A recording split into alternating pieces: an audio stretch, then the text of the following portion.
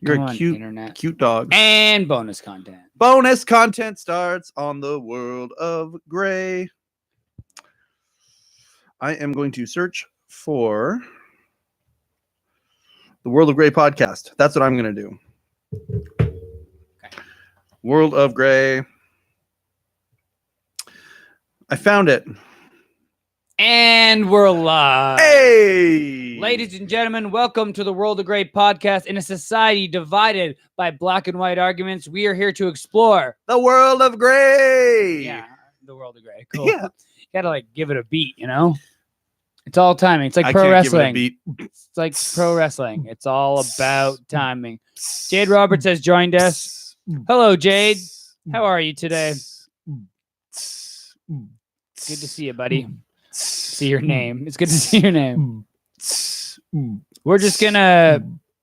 Okay, that's just right enough. I'm giving it a beat. You said to give it a beat. You gave it way too many beats. Too many beats. You thought I was gonna just start rapping. Why are we not live? Are we live? We're live. Didn't you hear me say? And Yep. we're live. I saw it. That's I what saw that we're live. That's what I do when we're live. I want to take it. I want to share it. I want to share the I'm gonna live. go watch party Yeah, why can't I do the watch party? because you're old and don't understand technology. Yes. That is all true. Brown. I'm Old, don't understand technology, but I try to. I bought a video game yesterday. What video game did you buy? I bought Super Mario Maker 2. Oh yeah, you have Switch, right? I have a Wii Switch? U and I have a Switch. I've been a Nintendo guy from kind of the beginning, and Okay. I've had many other consoles as well, but Nintendo has my heart and it owns it. Kevin Jacobs has joined us. Tim Wilson has joined us. Hello, everyone. This is the World of Gray podcast. Today we are talking about Anything except for the fucking- Rutland yeah, wet that's exactly wet it. project that's Anything going in. but the Anything except Rutland that. Supportive Project. I walked up to Chisholm while he was in his car on a call with our friend Alex Draper, and they were talking about it. And I was like, "Sweet Jesus, we better not have to keep talking about this." So yes, we spent 2 podcasts. One in this studio.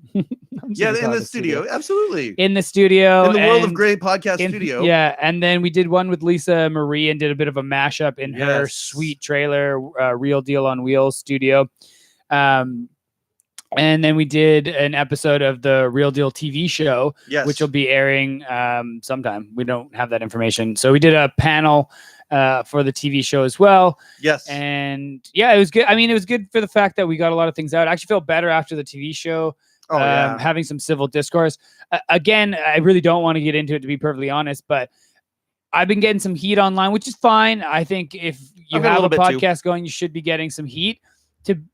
Again, though, neither of us have taken a stand saying we support or No. are against it. All I've been trying to do is manage the civil discourse. I feel like a dad lecturing children. Yeah, That's how I think all right, that's a good, yeah. or like I'm just, like when your friend, Or you're the responsible brother. yeah, you know, yeah. the younger brother's Yeah. going out to a party and he's gonna like, oh man, I want to be with 3 women and I want to try crack and I want to try this. Whoa, you shouldn't do that. You should study because studying's important. Like, I feel like I've been that guy.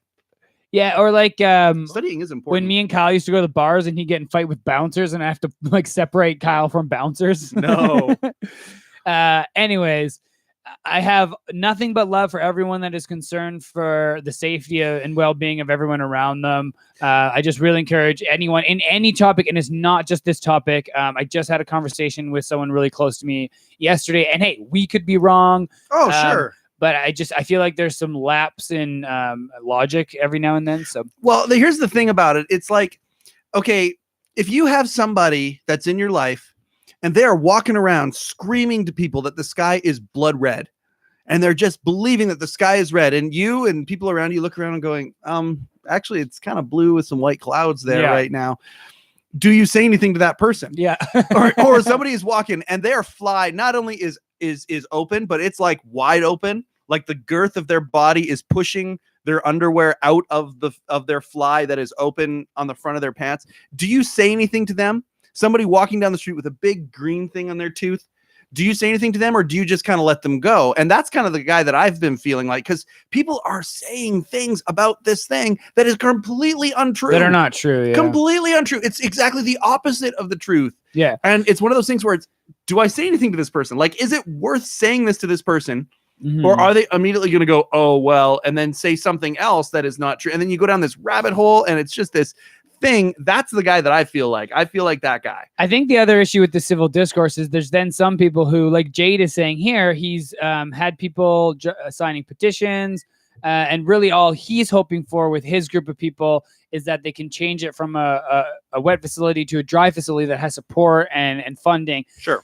And I think the issue with us doing all of these is people like Jade that are really within that world of gray, whether we agree with that or not, are trying to have solutions, but the people we're talking about are not trying to have solutions. But then that's getting conflated because now people are saying, oh, well, you guys are getting mad at people and all they're trying to do. It's happened with Lisa Marie when she said on The Real Deal that, well, it's not, no, or maybe it was the podcast. Yeah, but she said, it's all blurring together. Yeah, it's all blurring together. She said it's not that people don't want this to exist, is that it's not enough. And you and me said, no, that's not what people are arguing about. And that's maybe what she is trying to say. Yeah. And maybe what some people are trying to say, but this isn't where we've been trying to police the conversation. Right.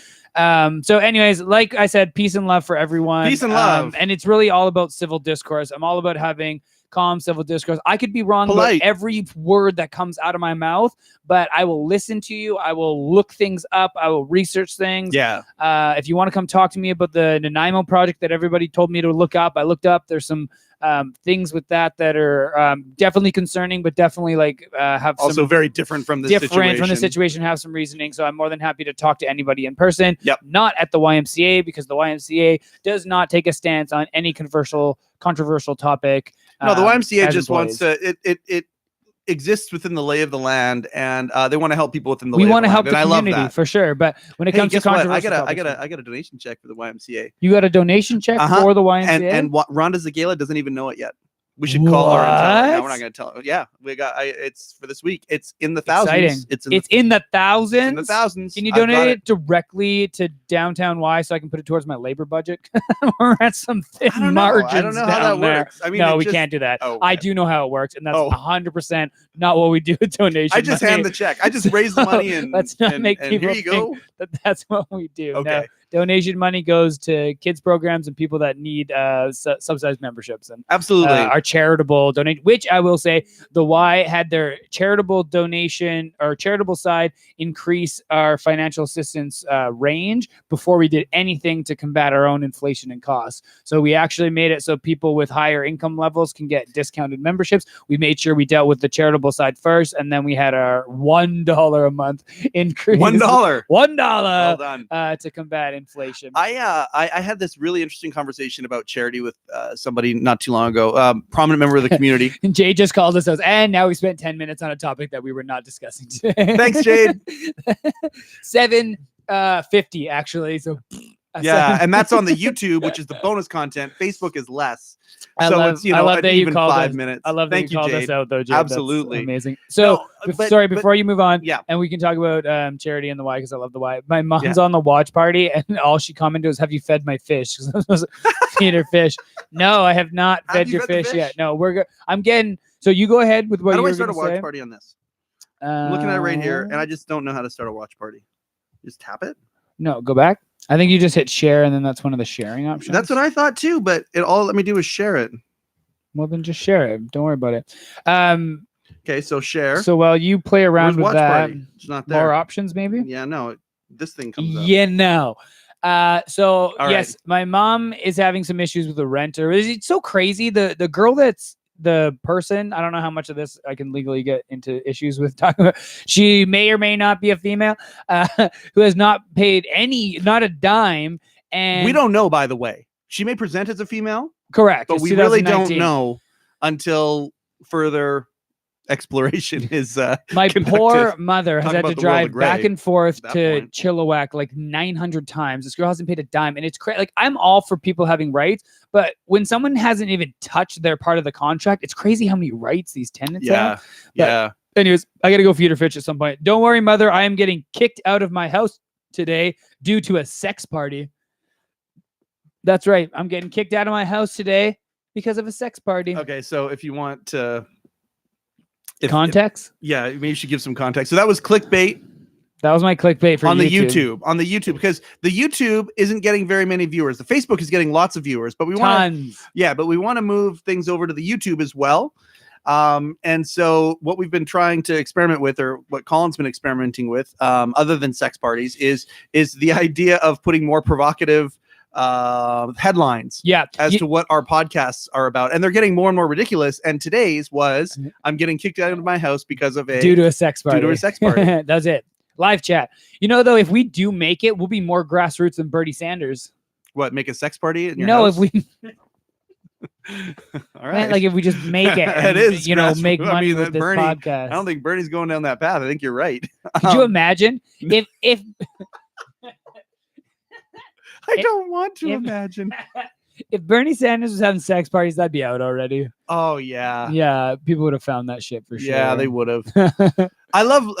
When I think of Bernie Sanders now, we're to the point where, and this is how big he's become in our culture. I don't think of him anymore. I think of Larry David imitating him. Have you seen Larry David's No. impersonation of? Oh my god! It's not about who intimidates. It's not about who acts like me. It's about the policies. It's all it's about. It's all it's about. It's not about Saturday not about what Night you say. Live, during the last It doesn't election matter. cycle. Doesn't matter. Saturday Night Live. free healthcare. Free healthcare in this country. Oh, look at this! It's dad, mom, Oh. dad, mom, 2019. You can have a dad, mom. and ghost them. Boom! Oh, adorable. I know that's my It's his granddaughter. granddaughter. My granddaughter rules. But So- no, they had this Saturday Night Live. Look this up. It doesn't matter what your political ideologies are. It's Don't just tell it's people to called- look stuff up while they're watching the podcast. later. Don't get out of here. Look it up. 2 Look it up. seconds. Burn Your Enthusiasm. It's a Saturday Night Oh, Live that'd be sketch. good. Oh my god, Burn Your Enthusiasm. It is I'll so just- yeah. so funny. Anyway, so it's Larry David playing Bernie Sanders, and it's incredible. The best part about the Democratic field being so big in the in the United States election cycle right now is that we get to see Larry David on Saturday Night Live next year play Bernie Sanders again, which is Well, it's a delight. There's so many jokes you can make with all the Democratic field. So many. That- Are you gonna feed those fish or what? Yeah, after this, Okay. I'm getting kicked out of the house at 12 due to a sex party. Yeah. So how's that? What's going on with this sex party thing in your house? So, Jen, I haven't been, satisfying Jen. No, I'm just kidding.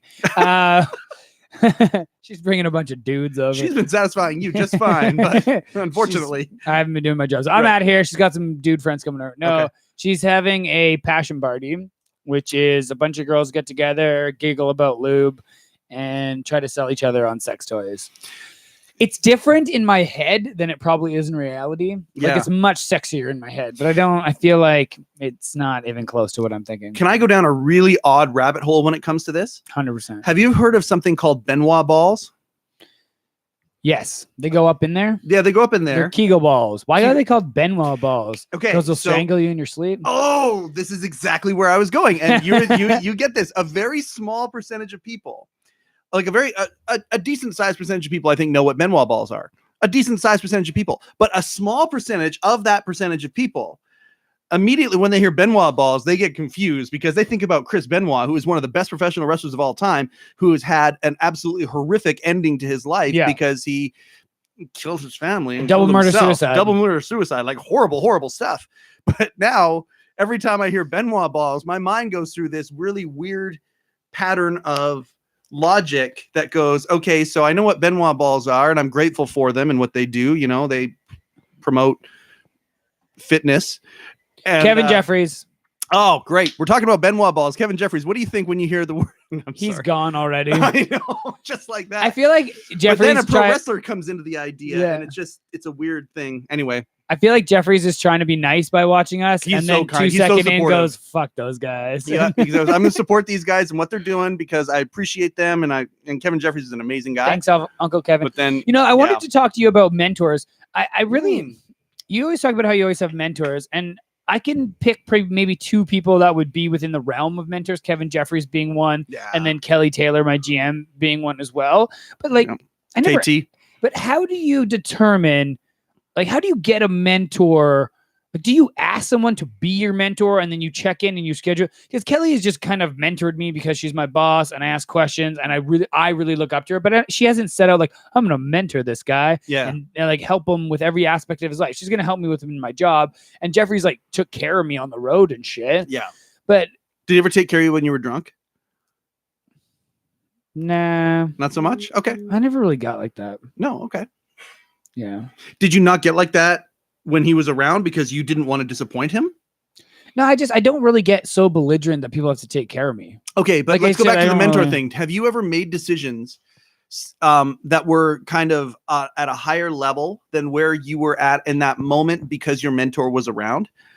And you said, you know what? I don't want to do this because so-and-so is around, and it wouldn't be something that they would be excited about. No, I've definitely made mistakes and had Jeffries call me on it though. Oh, for sure. But Yeah. those are accidental. Like you don't go and make those mistakes on purpose. They No. make mistakes. Like what I'm asking is when a certain person is around that you trust and respect and would put into that kind of mentor category, have you basically said, you know what, I would normally do this, but instead I'm going to do this because that mentor is within earshot, eye shot, around?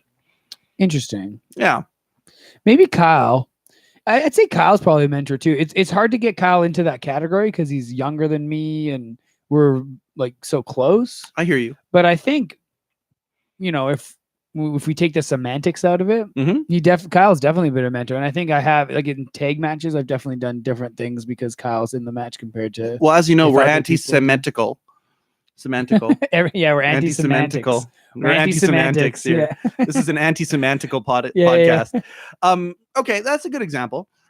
When it comes Alex to- Draper has joined us. Alex Draper is If here. you say Right on. anything about the He's wet gonna- housing, he's gonna watch. I Here it comes. actually can't block you. I don't It's know how coming. that works. We're not but- blocking Alex Draper. That'll never happen ever, because he's the man. Duh. No. Okay, but this mentor thing, I want to go back to that because that's something that's way in my wheelhouse. Like I'm a big personal development guy, and I believe it's always somebody who I was sort of their mentor, said something to me that was unbelievably profound. He said to me that everybody should always have an idol, and everybody should always have a rival. Interesting. Because if you have an idol or someone or you're mentoring, idol has a better phonetic ring to it. But if you have an idol or a mentor, you are trying to develop yourself into something better. And if you have a rival who's doing the same thing, Yeah. you have somebody who can spur you on through the spirit of human competition, driving each other to be better. And that was his thing. He always wanted to have a rival and an idol. I want to ask you more about that. I'd like to Yeah. thank Roy for joining us. Yo, Kevin Roy. Jeffries, who we're assuming is still here. Jeff had Doroshti. out. I've never said your last name out loud, Jeff. JD. Jeff has joined us. JD. Big fan of wrestling, and he's always around. And I love Jeff. Right on. Alex Draper, who see all the time, and Lee Waters, who does Okanagan Wrestling Review, and I Oh, Lee. appreciate Yeah. him doing it. There's another guy that does reviews, and he did an interview with Chucky, and the dude was like rhyming and shit. And I was like, he's like Irish. And I was like, who is this dude? And does he want to manage Cougar Meat? And I haven't heard back. Whoever that dude is, he's got some. Wait a second. flow. You're looking for a manager for Cougar Meat? Maybe. Or maybe for the last true diva, Colin Cutler. Stay tuned. That's some foreshadowing right there. Hey, speaking of some more foreshadowing, and it's not exactly Invasion Championship Wrestling is making this announcement, but there's something regarding Al Snow that's going to be coming out. It's not necessarily a wrestling match, but just stay tuned for keep your eyes peeled for the thing that's about to happen with Al Snow this fall in the Okanagan Valley, and it's going to be pretty darn cool. So anyway, there's a little bit of foreshadowing too. I'm not saying anything more about that. Jen blending stuff up in the background, getting ready for her sex party. Right on. What do you think she's blending? Sex stuff. Oh my god. Penises. She's just blending up a bunch of penises in a This blender. just got less intriguing and more horrifying. Who wants blended penises? Heath's story. Are you kidding me? Oh my god, Heath's story is here. Do And I commenting know on the Heath? word studio. I love that. Heath's story is one of my favorite humans on the planet. I know. I know. Right? And not just that we said that, but my reaction. Our studio? Our studio. Tomorrow we're doing our Kelowna Now podcast. Our In a Kelowna real Now, studio. in a real studio at Kelowna Now. That comes out. It's going to come out here in the next little while. Our new season on Kelowna Now Nowcast, Kelowna with Chisholm and the Kid. I our wanted first- to say the title. You can say it now. Nah. Okay. The first episode is going to have Big Brother Canada winner Woo! Dane Rupert, who I saw the other night at a party, and he told me to tell you hi, and he can't wait. Is he going to come to West Side On Days? Saturday, I think he's coming on Saturday. I want to actually be there at the 1 o'clock.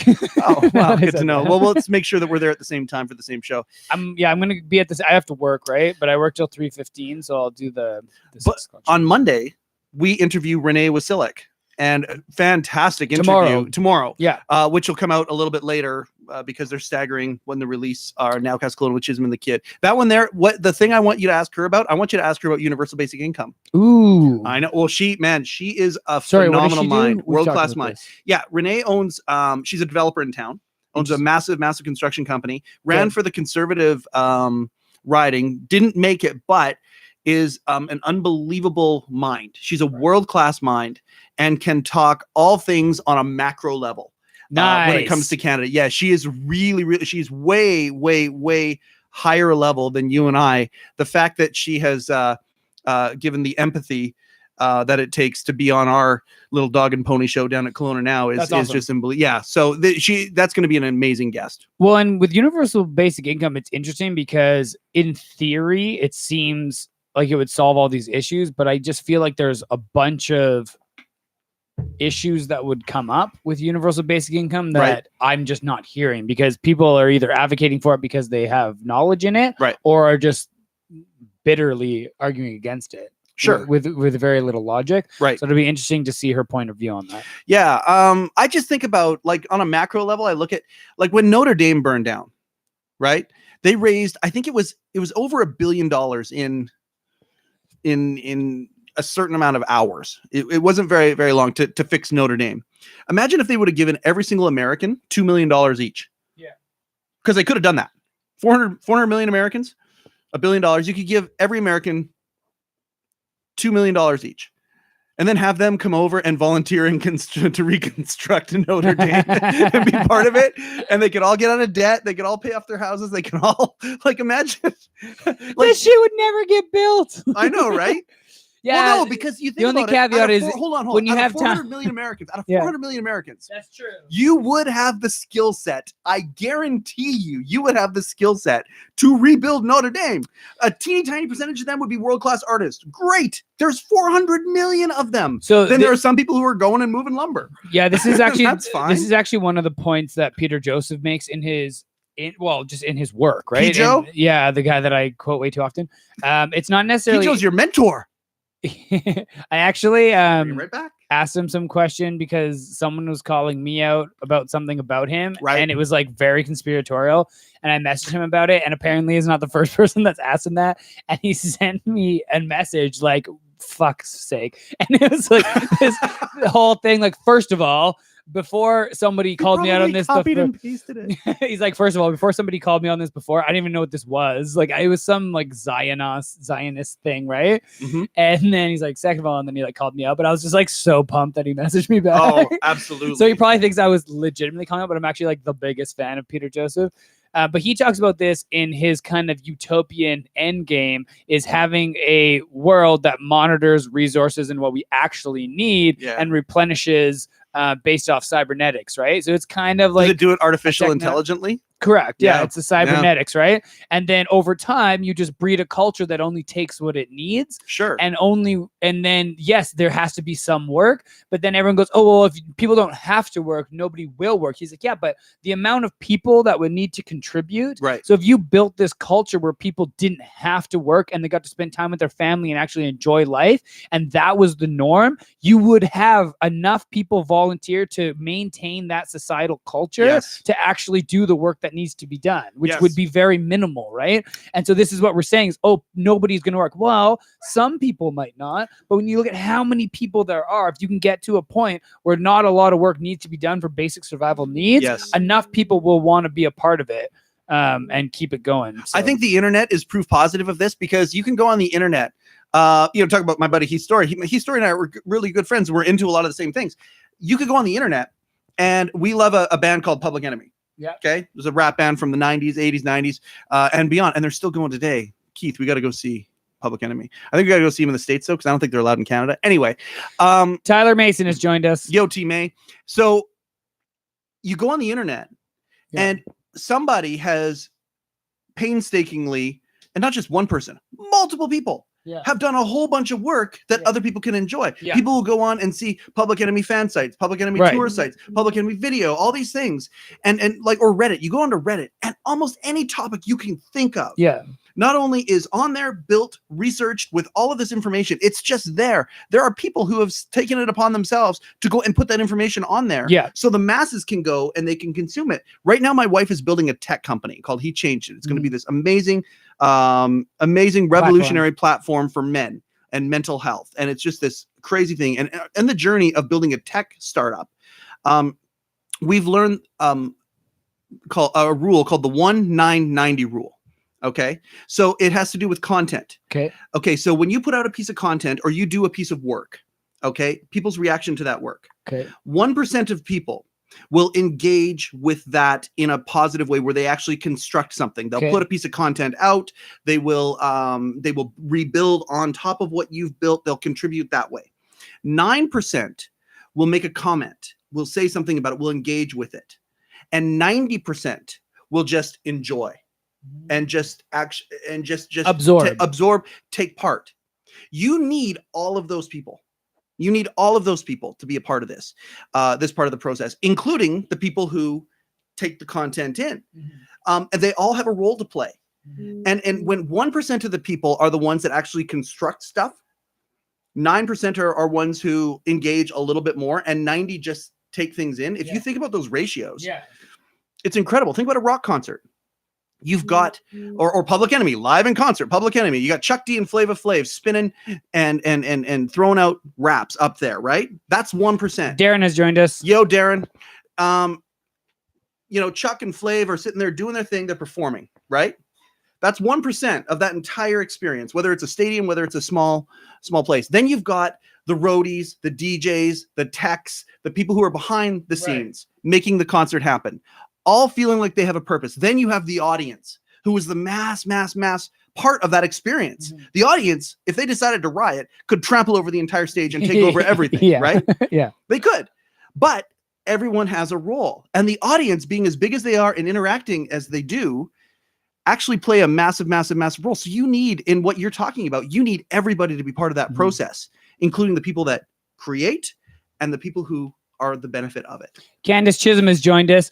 And I think this is where I get really... I like Candace Chisholm. Yeah, she's pretty dope. Yeah. This is where I get really excited about blockchain technology and open source. And so again, in Peter Joseph's vision, and there you can cherry pick whatever you want and disagree with things, but people always ask him, well, you want to go from point A to point B. How do you do the transition? And one of his points is open source, because, and everyone tries to defend intellectual property and blah, blah, blah. And hey, maybe we're not there yet, but imagine if everything we worked on was worked on as a community and in collaboration. And with blockchain, as content goes in, it stays there and people can build on it. You can't edit it. You can add to it. It doesn't go away. You can't manipulate it, right? And so if we have problem A, instead of saying, well, this group is going to work on problem A, and then this group over there is also going to work on problem A without any of your information. Imagine if you just all shared all of your advancements all the time. We already have technology advancing faster than we've ever had. We're in like the fourth technological revolution. Imagine if we then open sourced everything and everyone worked together. We would be on another fucking level. And we always talk about, well, humans are greedy and we can't feed everyone, blah, blah, blah. We're thinking in an old, but like by history fashion. We're not taking potential into account, and we're not trying to adjust towards the most potential that we can get to, right? Did that make any sense at all? It made total sense. It made 100% sense. And this is why, yes, I agree that certain things that I believe in that are utopian won't work at this current time, but are we placing the pieces in order to get to where we need to be? And I really don't think we are. And I think a lot of greed comes into that. And like why we're not putting money into blockchain technology, or even one thing that blew my mind is somebody who's working on the solar panel roadways. And like there's no funding for it. Like this is one of the most brilliant pieces of potential technology I've ever seen in my life. Even if you just factor in the Coquihalla and how they can be heated and get rid of ice, like just the amount of people that you would save, the amount of desks that you would bring jobs you would create. Jobs you would create.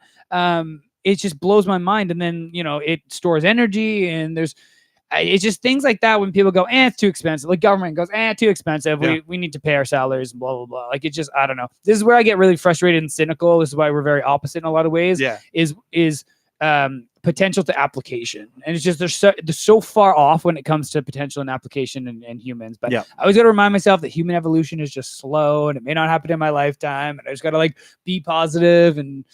Well, you know, at a certain time, as much as our laws try and restrict things, like at a certain point, something becomes the wheel. Like at the end of the day, the wheel is not copywritten.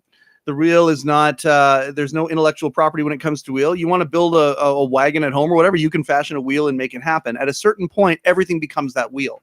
Everything does. Yeah. You know, right now, I can't go and build a new, you know, a good example from the late 90s would be, remember when Microsoft had like a stranglehold over computers? Yeah. You had to get a Microsoft computer and run Internet Explorer, and you ran Microsoft Office as pretty soon though, everything kind of gets so full that it's time to spill everything out, and a program called OpenOffice shows up on the internet, where it's a clone of Microsoft Office, done throughout all the law, properly throughout with all the laws being adhered to, but at the same time, it's a group of people who just created Office. And now like who's going out and spending $1,000 on Microsoft Office now? Very, very few people, because that technology is now to the point where it's like, hold on a second, it's just like the wheel. Like we're all just going to use this and we're all going to do it, and it becomes a way of life. Yeah. That is going to happen with everything. At a certain point, our level of knowledge is going to be so high that everything is going to be open source, except for maybe the cutting edge of whatever that day and time is or whatever. And, you know, it's just going to be the rule, like the wheel is. I think it's inevitable. And I think at some point we're either going to have to make that jump or perish, right? Because we're going to have issues that can only be solved by technology. It can only be solved by finding a way to feed and house everyone. I think all the things I say that people are like, oh, that's utopian and blah, blah, blah. I think just in time will just happen and be the norm. You watch it like the Orville I always talk about. It's just like such a look into the future. Well, I guess Star Trek too. I never watched Star Trek, so I always go to it's the exactly Orville. Star Trek. I know that's what I'm saying, because I didn't watch Star Trek, so I always talk about Orville, and you're like, you mean Star Trek? But I just think, I mean, eventually, or we just destroy ourselves. Well, and that's the thing. Obviously a theory too. But. You know, you get to a point where in Baghdad, in ancient Baghdad, you know, they get to the point where my Aunt Judy has joined us. Aunt Judy housed me when I was training in Calgary. I absolutely love my Auntie Judy, and it was the best 3 months for us because we got super close. When I did Chop Day, I came home. She's like, "What the hell happened to you?" Because I just is Judy related to Jay? Yeah. They sisters? No, she was married to my Uncle Gary, who passed away. I see. My mom's brother. Okay. Hey, Jude. But yes, he married a woman with the first name that began with J, and his sister's name began with J. What? I'm just saying, Jay and Judy both begin with J. Yeah. Well, my dad's name is Gary, so there's a lot of names. This is why my middle name's Gary, is because they were gonna name me Gary after my uncle, but then people would call me Junior when it wasn't like after my dad. What? You know what I mean? I'm a junior. My dad's name was Mike. Me to be Gary Junior because it wasn't supposed to be after my dad. It's supposed to be after my uncle. So then they made it my middle name. So my middle name is not after my dad. It's after my Uncle Gary, who's Judy's husband. My first name is after my father. Love you, Auntie Judy. Hey, Jude. So yeah, I don't know where we were before that. Well, we were just talking about advancements in technology. Oh yeah. So and just inevitability. Baghdad. Ancient Baghdad was the center of the universe when it came to intelligence and knowledge. They had the Library of Alexandria, or Library of Alexander, and it was literally the epicenter of all knowledge. Well, then, though, unfortunately, the Mongols on the other side of the world were developing this unbelievable conquest army. And they were developing technology that was not seen by the world, and techniques that was not seen by the world. And they came and they burned that library to the ground. Yeah. You think about the centers of the planet here, where all the information lies. The first world nations, where all these things, thank goodness we are sharing, and hopefully we are sharing everything across the globe, because what happens if a military power comes and does the exact same thing, burns down the sum of human knowledge at that point, and then we go back to the dark ages again, and then we have to wait for the evolutionary wheel to come back around, where we not only acquire the same level of knowledge that we had then in that new perspective, but then are able to increase it from there. And that is where the pessimist comes out and says, that's going to happen. That is happening right now. Hackers are trying to undo everything. You know, other militaries might come and put all that in jeopardy. And hopefully this information sharing that we're doing does not become corrupt. So we can take it to that next level and get up there to that place of a utopian for lack of a better term, Yeah. society where we go to the next level. Well, a couple things there. This is where the real Russia conspiracy comes in, is people are looking at the wrong things when it comes to Russia.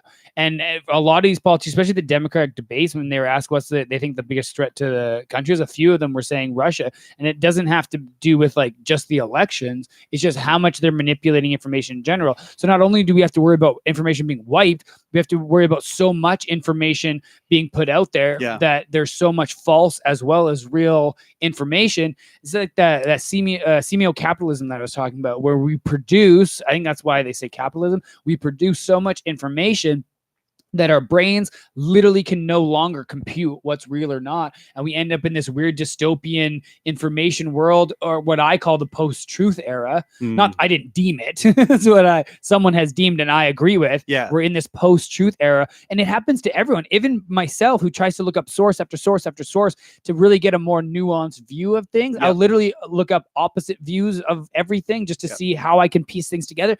But at some point, I just get so confused that I just don't even know. This is why I get a little apprehensive when people just share things. And I'm like, how much of this have you researched? Yes. Right? Someone really close to me keeps doing this. Someone that I love, that I have a lot of similarities with in a lot of ways. Wait, it's not me, is it? No. Oh, They're really like a Trump believer, like believing everyone's against him, right? And it's hard because there's a lot of people that benefit from Trump being exposed that are corrupt, like CNN, for example, right?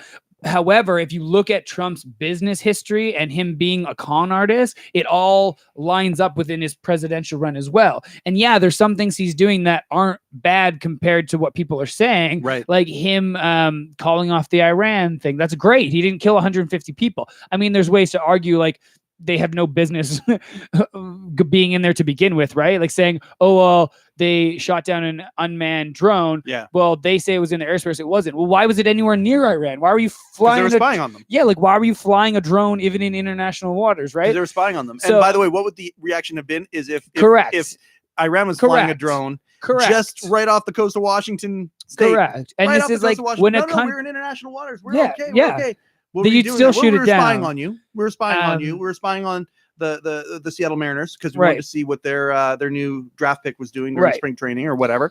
Right? But who cares? But they were spying on them. Yeah. America would have no problem shooting something like that down. So you need to really, like, before you start participating in the outrage culture and participating in sharing the hate, you yourself need to do more research. And then maybe if people ask, or if you want to share data, like all that's fine, but sharing a Trump tweet or sharing a Fox News article, there's one Fox News article that was shared to prove some point. And when I actually looked at, first of all, the title was clickbaity because the title to video were complete opposite, right? It was about we just did that today, by the way.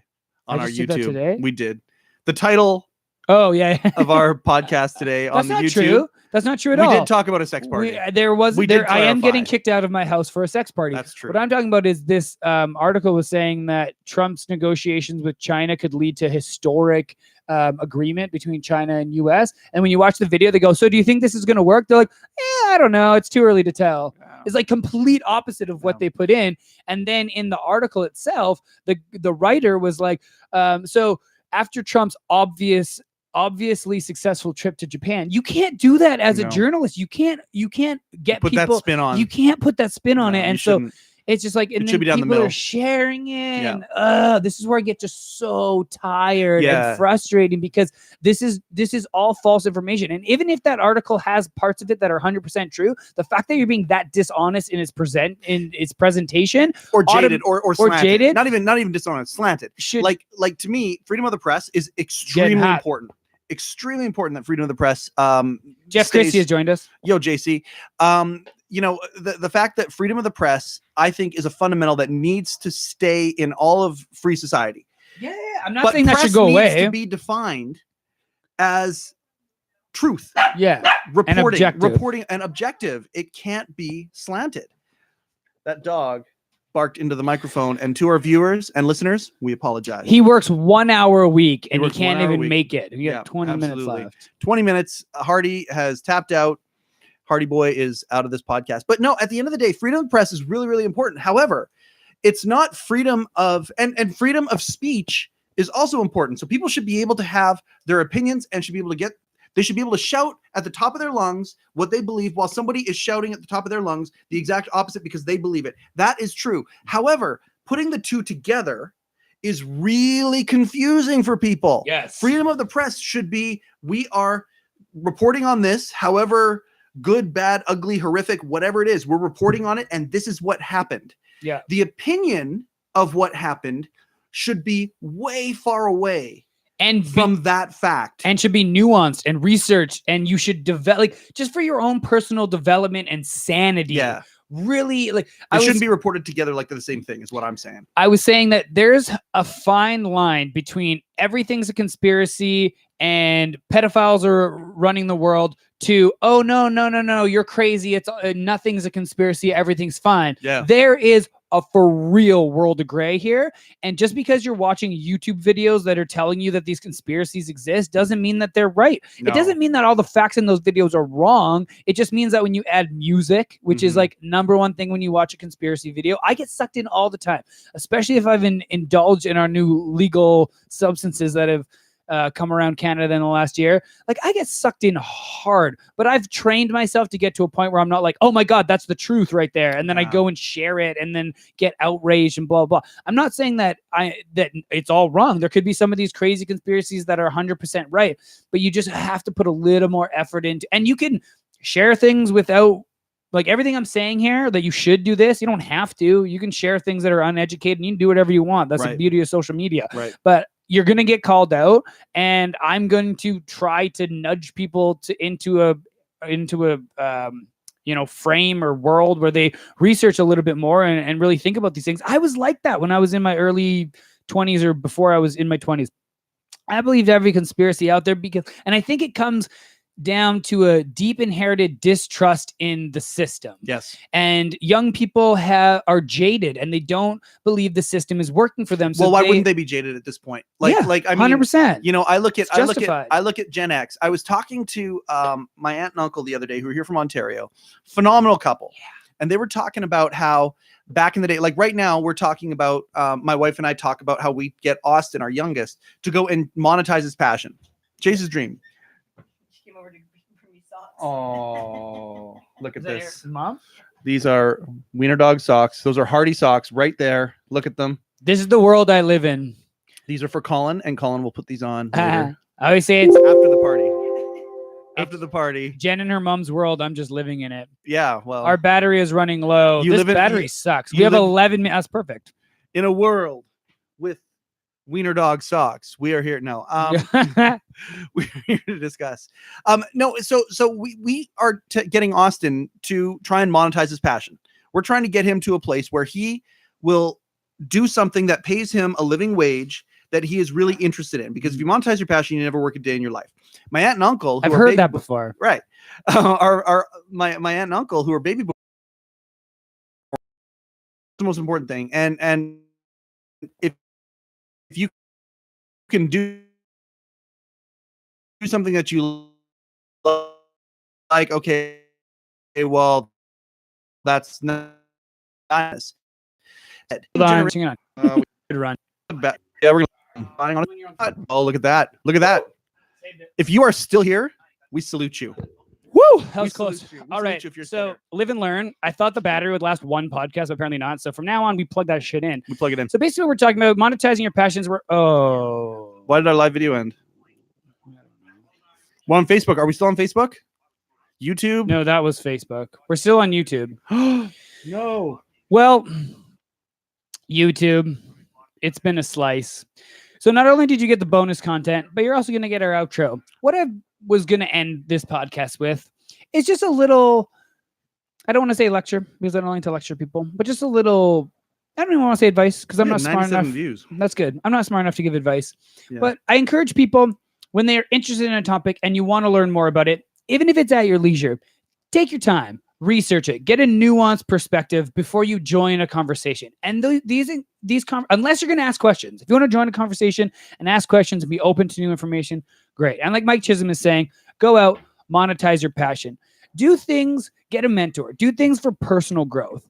It's more important than money, more important than being successful is being able to look yourself in the eye at the end of the day and go, yeah, this is really me. This is what I believe in. This is what I think is right. Not this is what this person told me and this person told me, and then it suits my objectives to be, to my greedy objective to get whatever I want. Yeah. This is really what, at the end of the day, I go, yeah, this makes sense to me. And this is my perspective. And be open to change. Be malleable. Yeah. Malleable. Malleable. Malleable? Malleable? I don't know. I thought it was malleable. Malleable?